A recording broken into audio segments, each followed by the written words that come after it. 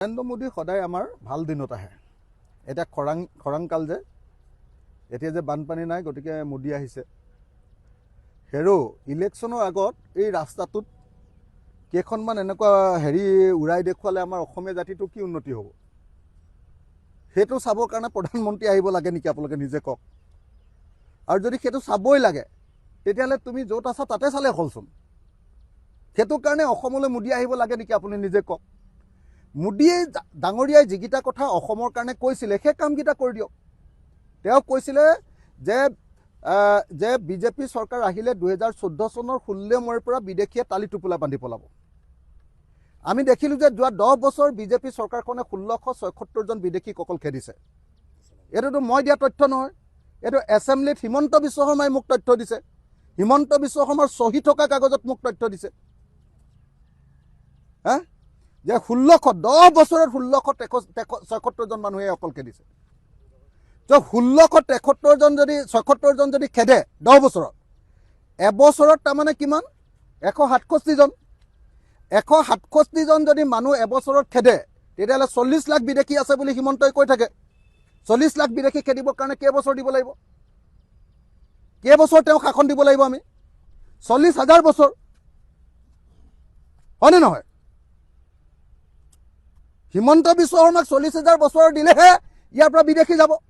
তাৰপিছত যে কিছুমান মানুহে হিমন্তক যে তেল মাৰে হিন্দু মুছলমানৰ ৰাজনীতি কৰাৰ কাৰণে, মুছলমানৰ বিৰুদ্ধে এটা কথা কৈ দিলে যে একদম বিৰাট তেল মাৰে, এইকেইটা দালাল হয়নে নহয়? একদম স্পষ্ট কথা যে আজি বাংলাদেশীক যদি খেদিব লাগে 71 চনৰ 24 মাৰ্চৰ পিছত অহা সকলো বাংলাদেশীক অসমৰ পৰা খেদিব লাগিবই। মুছলমানো খেদিব লাগিব, হিন্দু খেদিব লাগিব, খ্ৰীষ্টানো খেদিব লাগিব। কিন্তু মোদীয়ে কি কৰিলে যে নাই, হিন্দুবিলাকক আমি আনিমহে।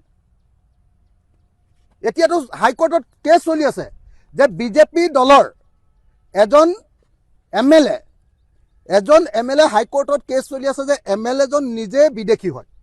তেওঁ নিজে 71 চনৰ পাছত আহিছে। বিদেশীকে বিজেপিয়ে কৰি দিলে। তাৰ পাছতো কিছুমান মানুহে বিজেপিক তেল মাৰি থাকে।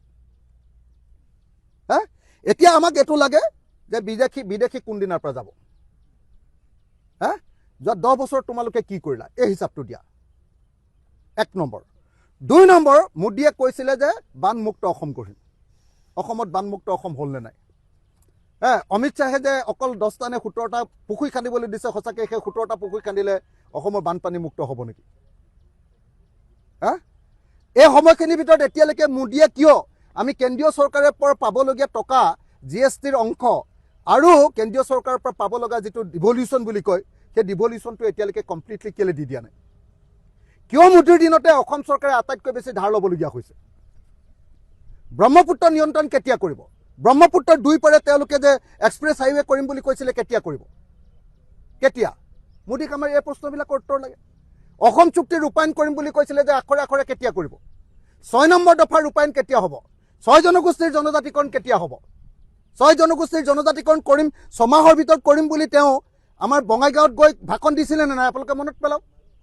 6 জনগোষ্ঠীৰ জনজাতিকৰণ কেতিয়া হ'ব? এতিয়া এইটোহে লাগে। এতিয়া ইলেকশ্যনৰ সময়ত আহি এৰোপ্লেনৰ খেলা দেখুৱাবলৈ আহিলে হ'ব নেকি? অসমীয়া মানুহে কি এনেকৈ আপোনাৰ যাদু খেল চাই ভোট দিব নেকি? মোদীয়েতো এৰোপ্লেনৰ খেলাহে দেখুৱাবলৈ আহিছে। আমাক এৰোপ্লেনৰ খেলা কেলে লাগে? অসমীয়া মানুহক মৰাণত এৰোপ্লেনৰ খেলাটো কেলে লাগে? আমাকতো নালাগে সেইটো। এতিয়া কি লাগে আমাক? এতিয়া আমাক লাগে যে আমাৰ বানপানী সমস্যাৰ কেতিয়া সমাধান হ'ব, কি কৰিলা? 1, বিদেশী সমস্যাৰ কিয় সমাধান নকৰিলা? অকল কিয় 1676টাহে খেদিলা? কংগ্ৰেছতকৈ কিয় কম খেদিলা আৰু প্ৰফুল্ল মহন্ততকৈ কিয় কম খেদিলা? 2, 3, আমাক লাগে যে অসম চুক্তিখন কেতিয়া ৰূপায়ণ হ'ব? বিদেশীটো অসম চুক্তিৰ মতে 71 চনৰ পাছত অহা চবকে কেতিয়া খেদিব? আৰু 6 নম্বৰ দফা অনুসৰি আমাক সাংবিধানিক ৰক্ষা কবচ কেতিয়া দিব?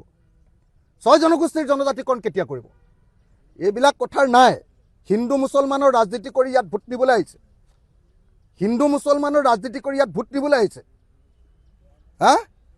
তো এৰোপ্লেনৰ খেলা দেখুৱাই, আমাক যাদু খেল দেখুৱাই, সাপৰ খেল দেখুৱাই, যাদু খেল যে দেখুৱাই এনেকৈ এইটো বজাই, সেইটো দেখুৱাই আমাৰ অসমৰ মানুহৰ পৰা ভোট দিবলৈ আহিছে। মোদী ডাঙৰীয়া, হা আপোনাৰ কাৰণে বোলে আজি পৰীক্ষা বোলে হেৰি কৰি দিছে আগুৱাই দিছে বোলে হা আৰু আহিবলৈ সময় পোৱা নাই আমাৰ পৰীক্ষা হোৱা সময়খিনিতে তেওঁ আহিবলৈ পালে পৰীক্ষা হোৱা সময়খিনিত আমি মাইক নবজাওঁ বিয়া নাপাতো তুলনি বিয়া নাপাতো সেই সময়ত মোদী আহি আমাক ডিষ্টাৰ্ব কৰিবলৈ আহিছে গতিকে অতি স্পষ্ট কথা মোদীৰ পৰা আমাক এইবিলাক প্ৰশ্নৰ উত্তৰ লাগে